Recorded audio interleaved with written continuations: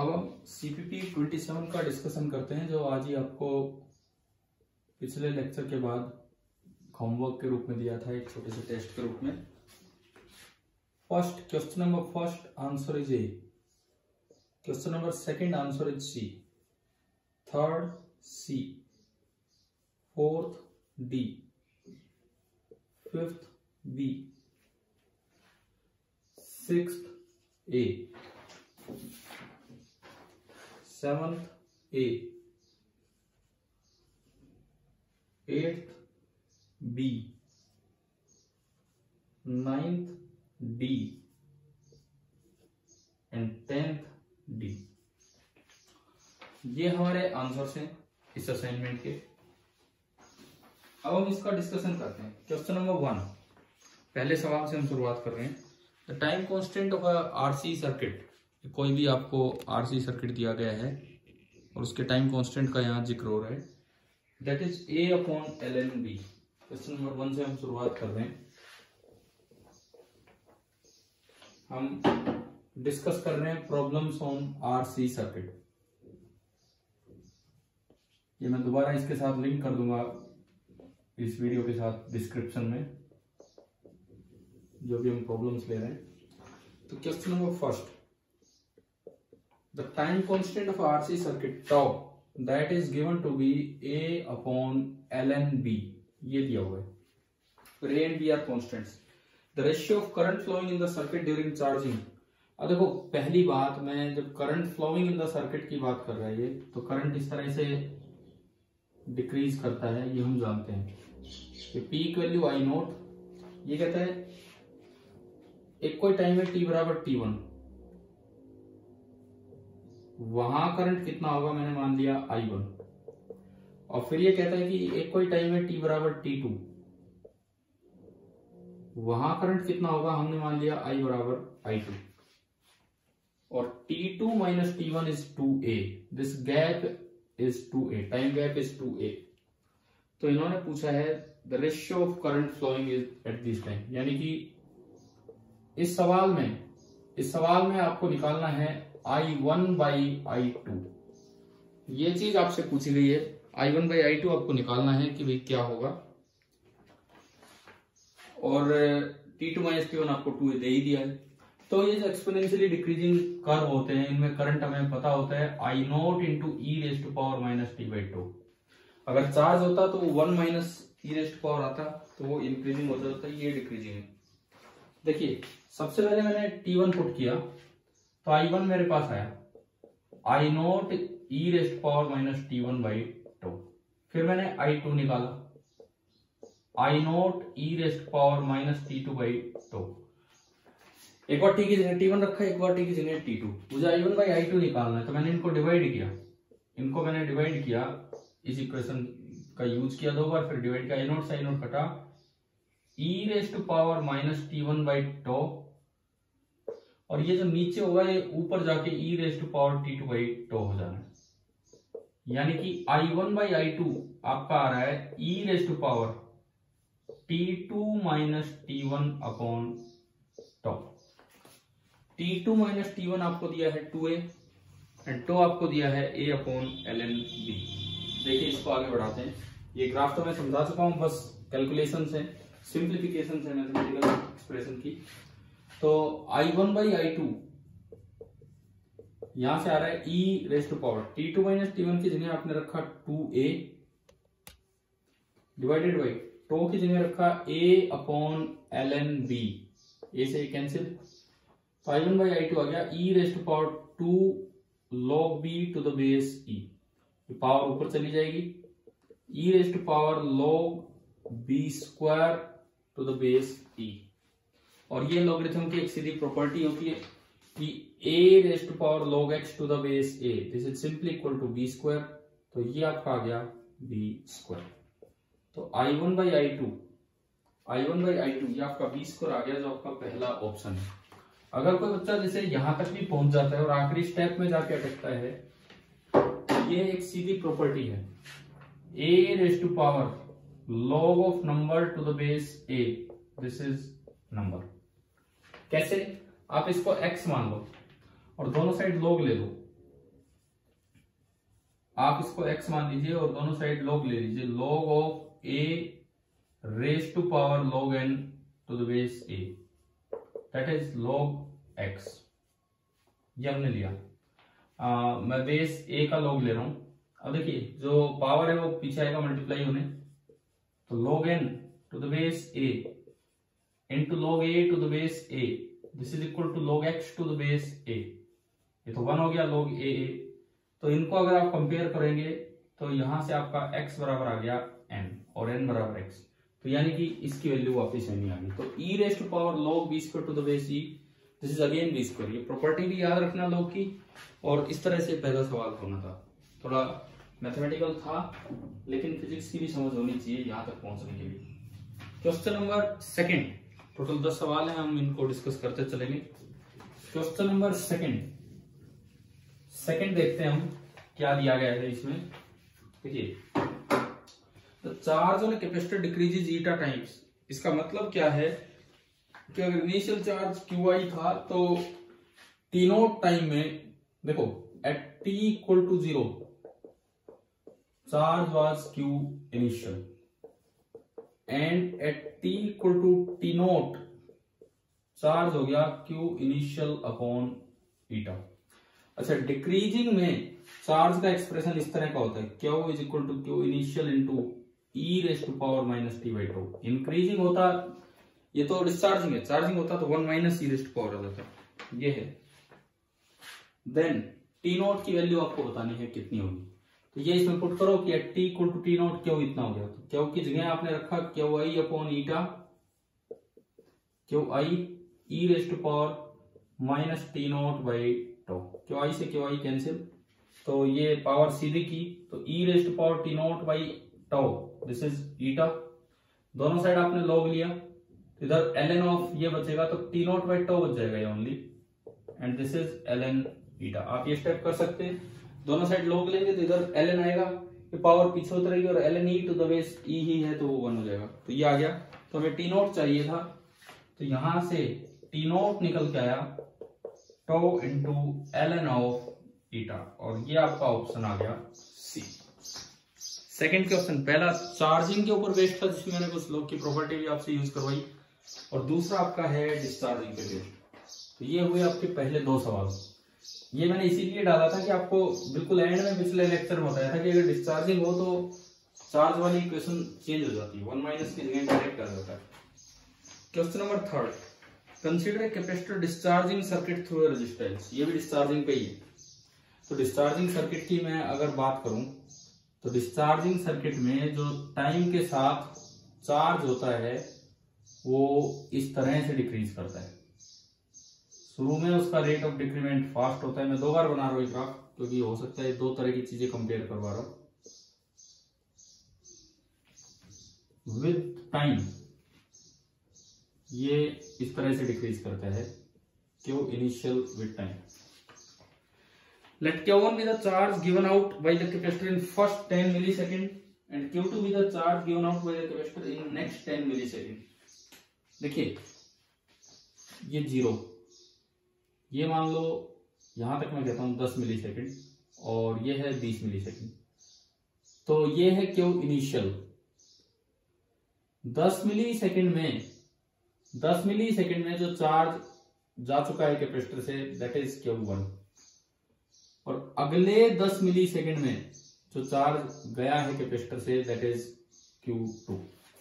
ये लिखता है कि Q1 पहले 10 मिलीसेकंड में चार्ज और Q2 अगले 10 मिलीसेकंड में।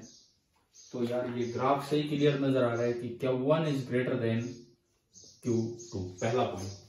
अब Q1 ग्रेटर देन Q2 वाला या तो A ऑप्शन था या C ऑप्शन था, तो इनमें से एक आएगा। अब अगली 2 बात और करता है, let the capacitor discharge it's first 10 microcoulomb charge in interval T1 and next 10 microcoulomb charge in interval T2। ये इधर आओ, ये Q1 था, फर्स्ट 10 माइक्रोकूलम चार्ज यहां हो गया Q initial minus 10 T1, next 10, अब ये इतना ही होगा जहां जितना ये है, देखो 10 तो ये है 10 माइक्रोकूलम, और सिमिलरली 10 ही ये है, 10 माइक्रोकूलम, ये Q1 माइनस 10 यहाँ तक है और ये इससे नीचे 10 माइक्रोकूलम और कम हो गया, तो मतलब ये बना Q इनिशियल माइनस 20 माइक्रोकूलम। और अगर आप ये देखते हैं तो ये टाइम ग्राफ में ग्राफ की शेप के अकॉर्डिंग यहाँ जा रहा है, तो पहला 10 माइक्रोकूलम चार्ज तो T1 टाइम में निकला और अगला 10 माइक्रोकूलम चार्ज T2 टाइम में। तो ये बड़ा क्लियर हो रहा है यहाँ ग्राफ देख के कि T2 is greater than T1। तो इससे आपको आपका आंसर मिल जाएगा कि इसमें ऑप्शन सी ऐसा है। मतलब ये क्वेश्चन इसलिए था कि रेट का अंदाजा हो, चार्जिंग का क्या रेट है, कब ज्यादा है, शुरू में ज्यादा है कि बाद में ज्यादा है, इसीलिए ये सवाल था। This was our question number 3। Then question number 4 पे हम आ रहे हैं। क्वेश्चन नंबर 4 देखिए आप। 4 में लिखता है a capacitor is connected to a cell of EMF E and some internal resistance. एक कैपेसिटर को कनेक्ट किया गया है, ये कोई कैपेसिटर है, इसको कनेक्ट किया गया है एक सेल के साथ जिसका ईएमएफ ई है और इंटरनल रेजिस्टेंस है आर। इस तरह के सर्किट की बात हो रही है। At steady state the potential difference across the cell या कैपेसिटर, ये पूछा है। देखो स्टेडी स्टेट पे capacitor behaves as open circuited, तो करंट तो सर्किट में जीरो हो जाएगा। करंट जीरो हो गया तो ये तो ओपन है, इस सेल में से कोई करंट जा नहीं रहा है, कोई करंट ही नहीं जा रहा, तो इसके क्रॉस पोटेंशियल डिफरेंस ई होगा। और क्योंकि ये पॉइंट एक्स है तो ये पॉइंट भी एक्स होगा, ये पॉइंट वाई है तो ये भी वाई होगा, कोई करंट जा नहीं रहा, तो अगर ये ई है तो ये भी कितना होगा ई। यानी कि स्टेडी स्टेट में इस सर्किट में voltage across cell and voltage across capacitor दोनों का दोनों ई के बराबर होंगे।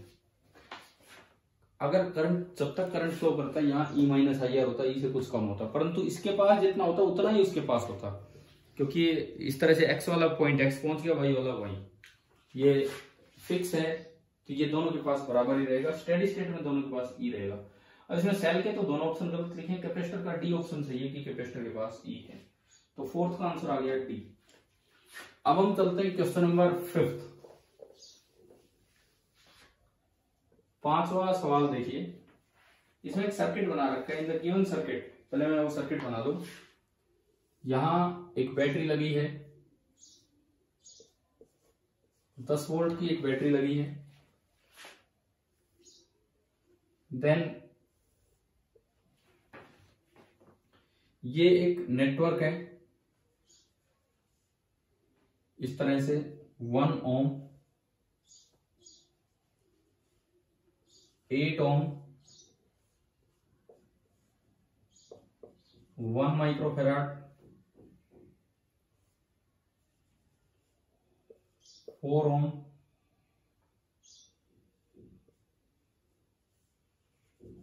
एंड 2 ओम। ये आपका सर्किट दिया गया है। The potential difference across the capacitor in steady state is n volt. तो n आपको निकालना है कि इस कैपेसिटर के पास स्टेडी स्टेट में कितना वोल्ट है। अब भाई स्टेडी स्टेट की बात होगी तो ये ओपन हो गया, ये ओपन हो गया, ये पॉइंट x हो गया और ये पॉइंट y।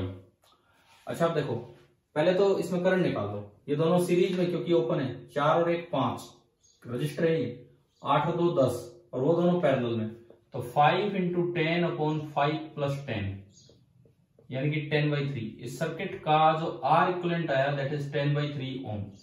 तो इससे करंट आ गया I, V बराबर IR, तो I बराबर V/R, V/R 10/10/3, 10/10/3 3 एम्पियर। अब देखो इधर 5 ओम है, इधर 10 ओम है, यहां से आया 3 एम्पियर। इसके पास पैरेलल में जाने के 2 रास्ते हैं, एक साइड करंट गया I1 और एक साइड I2। पैरेलल में करंट इनवर्स रेशियो में डिवाइड होता है, तो I1/I2, 5 इधर 10 इधर, तो इनवर्स रेशियो, तो 10:5 यानी कि 2:1। 2:1 का मतलब है 3 हिस्से कर लो, 2 हिस्से I1 को दे दो, 1 I2 को, तो 3 हिस्से, 3 एम्पियर का 3 हिस्सा मतलब 1। तो इसका मतलब I1 तो हो गया 2 एम्पियर एंड I2 आपका हो गया 1 एम्पियर। अब देखिए I1 आपका हुआ 2 एम्पियर, इधर आओ, इसमें I1 2 एम्पियर है और ये रेजिस्टेंस है 1 ओम। तो यहां जो पोटेंशियल डिफरेंस होगा, इधर प्लस, इधर ऊपर प्लस, नीचे माइनस, और I1 × 1, I1 × 1 यानी कि ये 2 वोल्ट का पोटेंशियल डिफरेंस है। ऐसे उधर चलो I2 1 एम्पियर एंड ये 8 ओम, तो यहां जो पोटेंशियल डिफरेंस होगा plus minus 1 into 8, it means 8 volt. और यहां मुझे निकालना है कि एक्स वाई के क्रॉस कितना होगा। मान लो ये प्लस है, ये माइनस है, और ये है वोल्टेज अक्रॉस एक्स है। आप ऊपर ऊपर वाले लूप में घूम जाओ। सपोज मैं यूं घूम रहा हूं, केवल लगाते समय, अभी बंद लूप नहीं है। कोई सोचे यार ये कैसे घूम रहे, तो भाई बंद मान लो ना। यहाँ कैपेसिटर लगा है और उसके पास पोटेंशियल डिफरेंस हमने दिखा दिया। इस तरह से आप सोल्व कीजिए। पहली एंट्री माइनस से, तो प्लस का वी एक्स वाई जो हमें निकालना है। अगर ये नेगेटिव आ जाए सोल्व करके, तो मतलब हमने प्लस माइनस उल्टे लिखे। दूसरी एंट्री माइनस से, तो प्लस का 2। तीसरी एंट्री प्लस से, तो माइनस का 8 और इक्वल टू 0। तो voltage X Y minus 6 is equal to 0। तो वोल्टेज अक्रॉस एक्स वाई यानी कि कैपेसिटर के पास आपकी वोल्टेज आ गई 6 वोल्ट। ये आपका जो भी ऑप्शन है आप देख लेंगे। 6 वोल्ट इसमें निकल के आया, मींस ऑप्शन नंबर बी। चलिए क्वेश्चन नंबर 6, छठे सवाल पे हम आ गए हैं। क्वेश्चन नंबर 6 देखते हैं क्या है। Consider the charging of 4 microfarad capacitor. देखो अभी थोड़ा मैंने वैसे ही हाथ से बना दिया था, क्वेश्चन मुझे ध्यान था बट बुक में कहीं किसी में मिला नहीं, तो मैंने हाथ से डायग्राम बना के आपको दे दिया है। नहीं तो प्रॉपरली स्कैन हो जाता अगर बुक में किसी में होता तो ये डायग्राम। ये 3 ओम, 6 ओम, यहां एक कैपेसिटर लगा है 4 माइक्रोफैराड, एंड इसके बाद आपने एक बैटरी लगा दी और वो बैटरी आपकी है 30 वोल्ट की। ये है consider the charging of 4 microfarad capacitor started at t equal to 0। t equal to 0 पे उसकी चार्जिंग स्टार्ट हुई। The resistors are of resistance 12 ohm, 6 ohm, 3 ohm and 3 ohm. ये मैंने लिख भी दिया इसलिए लाइन, किसी को डायग्राम ना दिखे तो। Battery available is of 30 volt. ठीक, आगे देखें। The time constant of the circuit in microsecond is. मैंने आज आपको टाइम कांस्टेंट निकालने के 2 मेथड सिखाए थे। आप लोगों को दूसरा ज्यादा पसंद आया था तो उससे कर लो। दूसरा मेथड कहता है कि बैटरी को शॉर्ट कीजिए और कैपेसिटर के दोनों टर्मिनल्स देखिए, पहले इनके क्रॉस आर इक्विवेलेंट निकाल लो। मान लो ये x है, ये y है। याद होगा आपको मेथड, एक बार फिर से अप्लाई हो रहा है। ये x, ये भी x, ये भी x तो रुक गया। ये y तो काफी दूर तक जाएगा अभी। ये भी y है,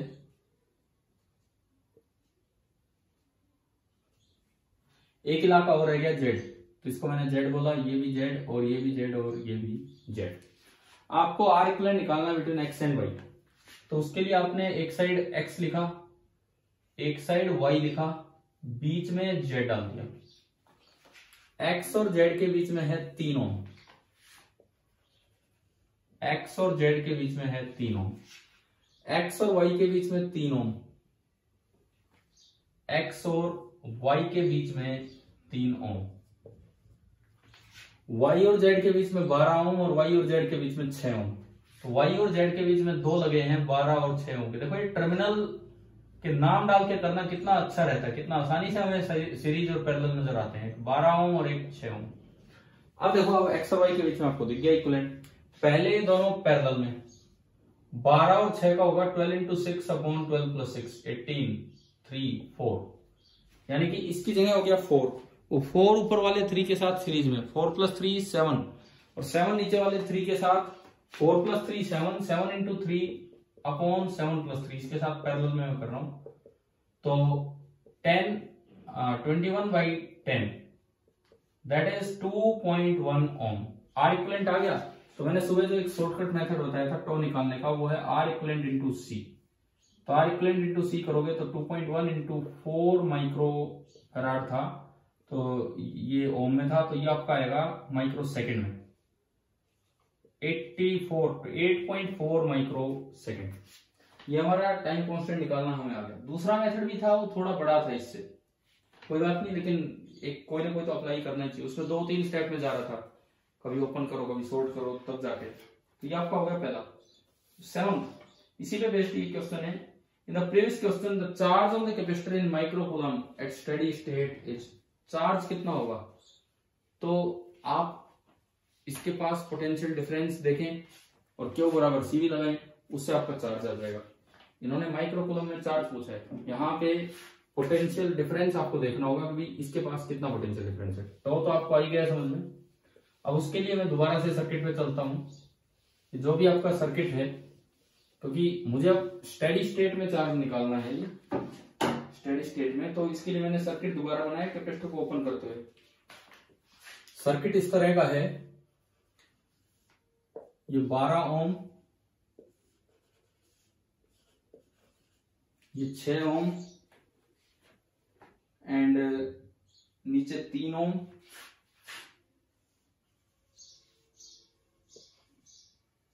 यहां पे 3 ओम यहां दिखा रखा है एंड वहां पे कैपेसिटर है 4 माइक्रोफैराड का, 4 माइक्रोफैराड का कैपेसिटर और नीचे 30 वोल्ट की battery, 4 microfarad and the battery is of 30 volt. ये हमें यहां पे नजर आ रही है चीजें, इस तरह से दिखाए गए। आपको कैपेसिटर के पास बस पोटेंशियल डिफरेंस निकालना है, तो उसके बाद तो ये क्वेश्चन हो जाएगा। अब पोटेंशियल डिफरेंस हम कैसे निकालते हैं? स्टेडी स्टेट पे अगर आपको पोटेंशियल डिफरेंस निकालना है तो इसके लिए इसको ओपन कीजिए।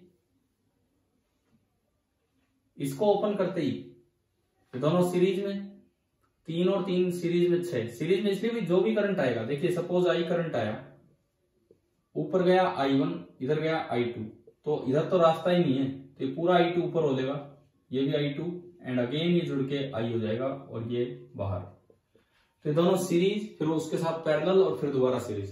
तो ये दोनों सीरीज 3 और 3 का 6 का 12 के साथ 12 इंटू 6 पैरेलल में 12 इंटू 6 अपॉन 18, 4 प्लस 6 10, तो ओवरऑल R इक्वलेंट 10 आया। 3 और 3 6 का 12 के साथ 4 और 4 और 6 10, तो 10 ओम से जो करंट चलेगा V बाई R इक्वलेंट, तो 30/10, यानी कि ये करंट आया 3 एम्पियर। तो ये करंट 3 एम्पियर आया। पहले यहां रास्ता देखो, 6 ओम इधर की रेजिस्टेंस और 12 इधर की, 6 और 12, तो 2:1 में डिवाइड होगा क्योंकि रेशियो 1:2 है रेजिस्टेंस का, तो 2:1, तो 2 एम्पियर इधर आ गया एंड 1 एम्पियर इधर आ गया। अब ये आपका आया 2 एम्पियर और ये 2 एम्पियर यहां से ऊपर हो लिया, ये 2 एम्पियर है, यहां से आ रहा है 1 एम्पियर एंड यहां से हो गया 3 एम्पियर। अब फिर दोबारा वही काम करना है, इसमें घूम जाओ, इस वाले पार्ट में आप घूम जाइए, केवीएल लगा दीजिए। यहां पोटेंशियल डिफरेंस मान लो V अक्रॉस कैपेसिटर जो भी है, एक साइड प्लस मैंने मान ली रेंडमली, एक साइड माइनस।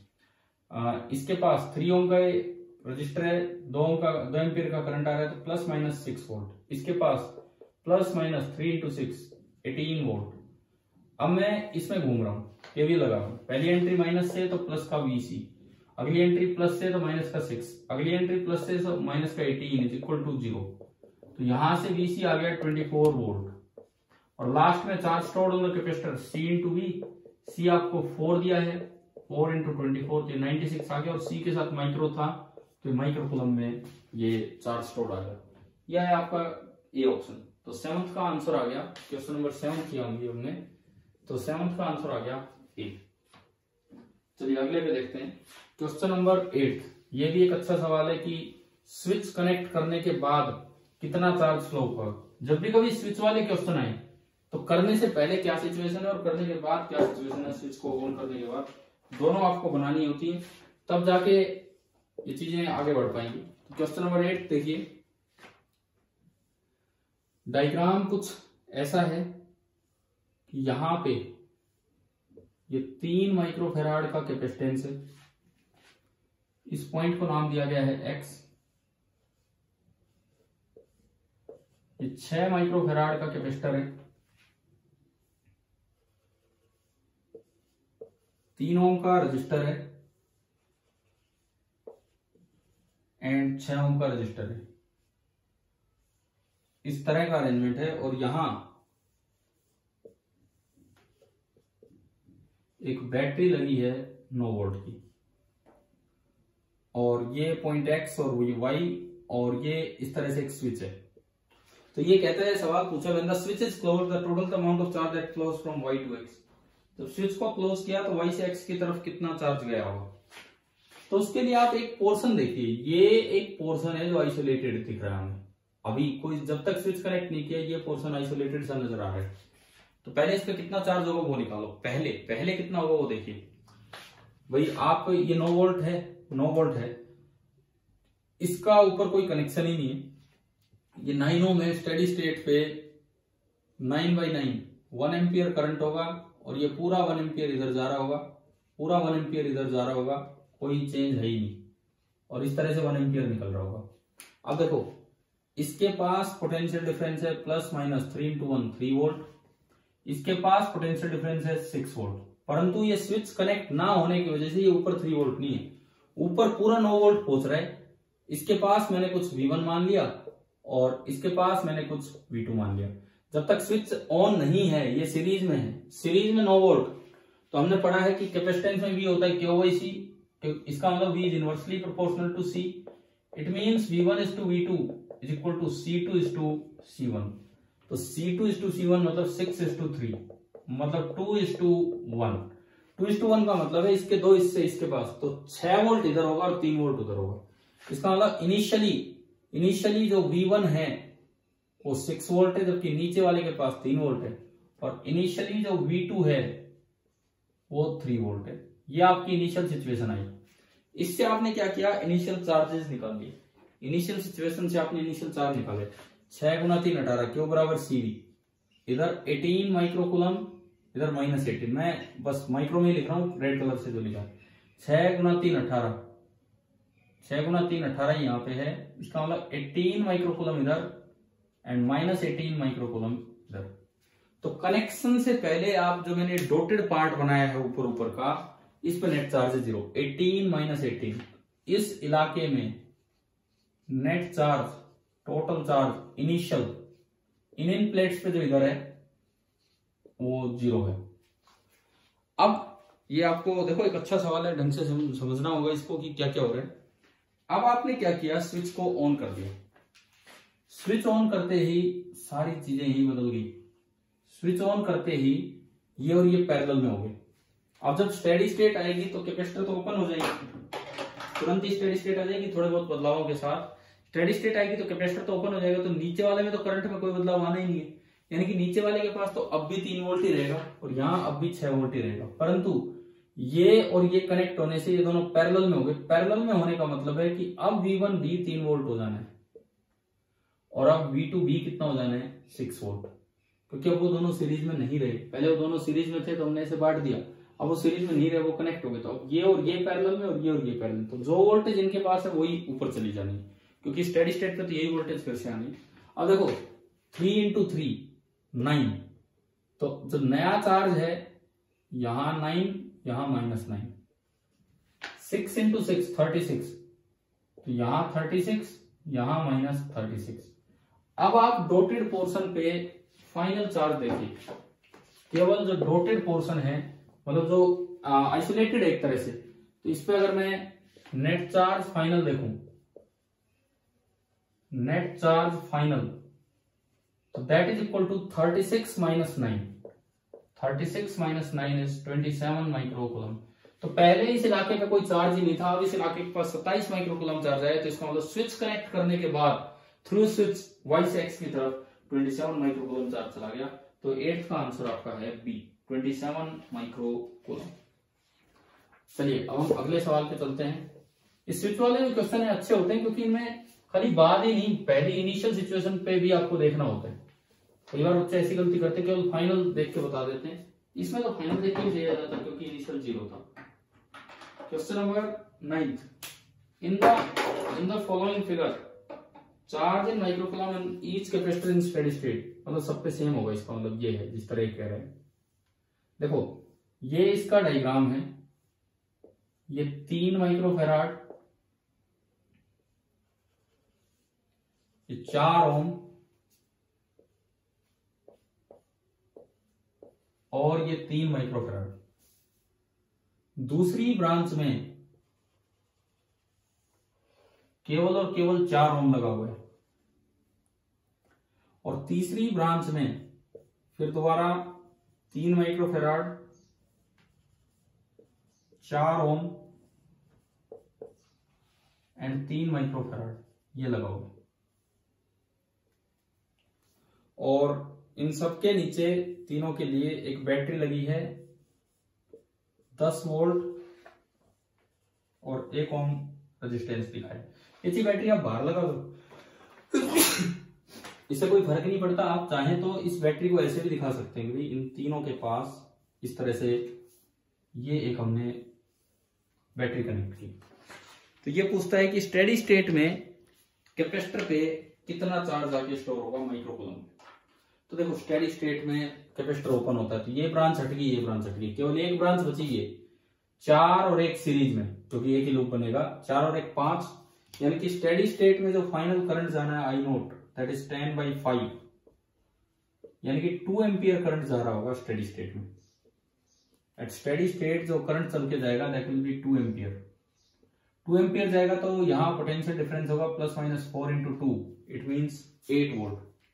यहां जो पोटेंशियल डिफरेंस हुआ दैट इज 8 वोल्ट। अभी केवल चार्ज स्टोर की बात कर रहा है, केवल चार्ज स्टोर। अब देखो यहां 8 वोल्ट है तो यहां भी टोटल 8 ही वोल्ट होगा, यहां भी टोटल 8 ही वोल्ट होगा क्योंकि पैरेलल में है तीनों ब्रांचेस, एंड यहां भी टोटल 8 वोल्ट ही होगा।